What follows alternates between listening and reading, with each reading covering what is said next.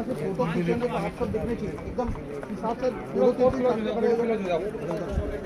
आप लोग generally form दे ऐसा ना सब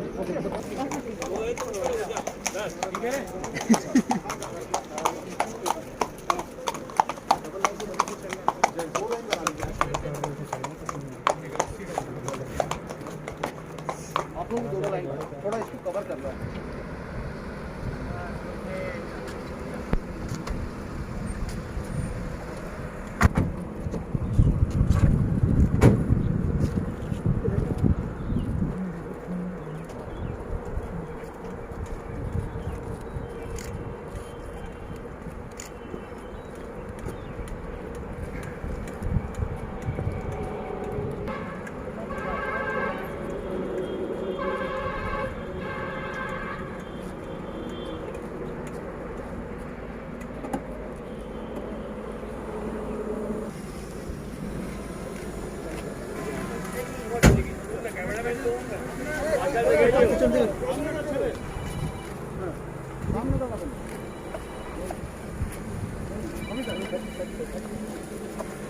इधर आइए, इधर आइए सर, इधर सर, इधर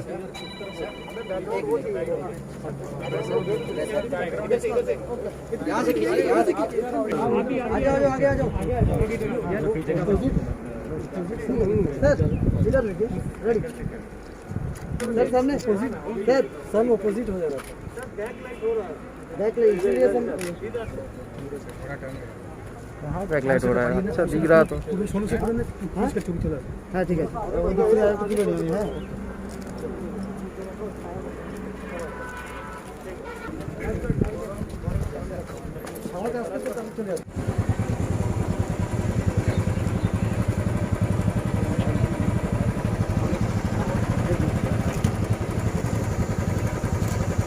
ओके सबका हाँ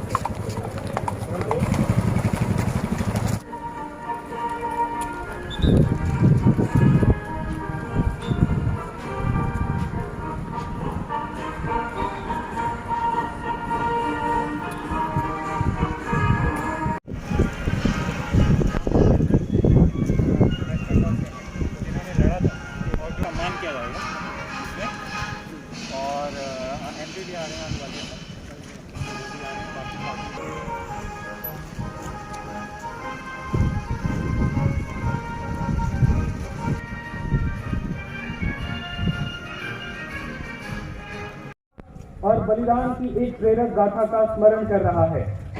14 दिनों तक भारत की पूर्वी और पश्चिमी सीमाओं पर लड़े गए इस युद्ध में भारत की सशस्त्र सेनाओं के पराक्रम के आगे 271 को ढाका में लेफ्टिनेंट जनरल AK नियाजी के साथ 93,000 पाकिस्तानी सैनिकों ने और अद्वितीय विजय के पश्चात एक नए राष्ट्र के रूप में बांग्लादेश का जन्म हुआ। इस महान अवसर पर मैं उन सभी महावीरों का नमन करता हूं जिन्होंने मातृभूमि की सेवा में अपना सर्वस्व माताओं को, जिन्होंने ऐसे अमरवीरों को जन्म दिया। भारत की विजय एक सैन्य विजय मात्र नहीं थी, यह जीत भारत के संकल्पों की जीत थी, देश की शक्ति व उसके धैर्य की जीत थी। समस्त सैन्य इतिहास में ऐसा कोई और उदाहरण नहीं है जिसमें एक देश ने किसी दूसरे देश को परास्त करके अगले ही दिन एक नए राष्ट्र का निर्माण कर। ये एक साइड दो।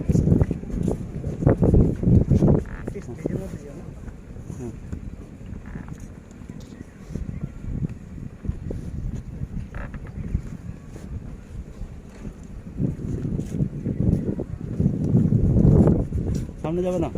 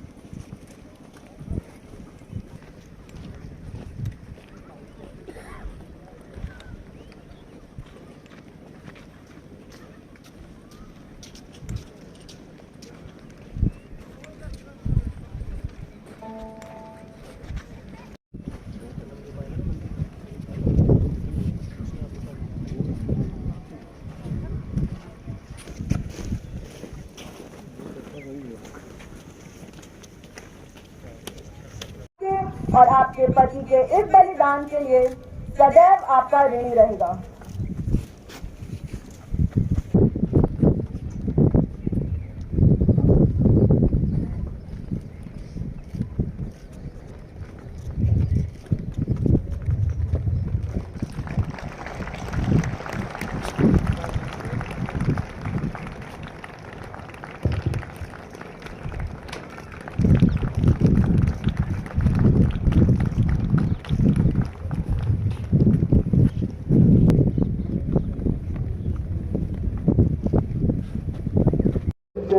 और उनकी वीरता को समस्त राष्ट्र की तरफ से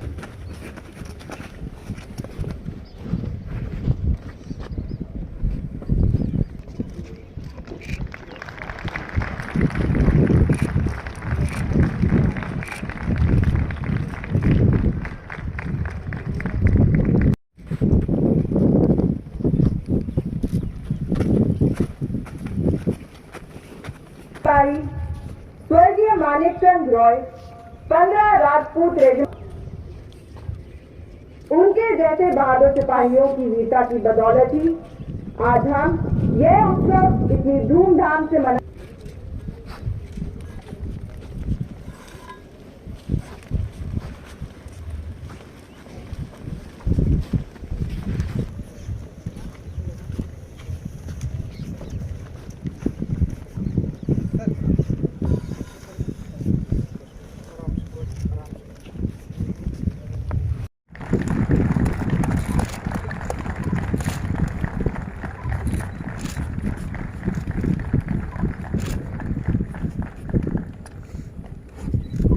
का जन्म हुआ।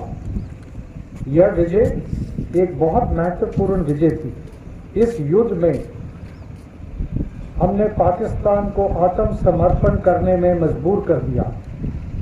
स्वर्णिम विजय मशाल का जर्नी 16 दिसंबर 2020 को दिल्ली से आरंभ हुआ है और देश के विभिन्न भागों से होते हुए आज स्वर्णिम विजय मशाल पानागढ़ में पहुंचा है और हमें इस भव्य समारोह को आयोजन किया है।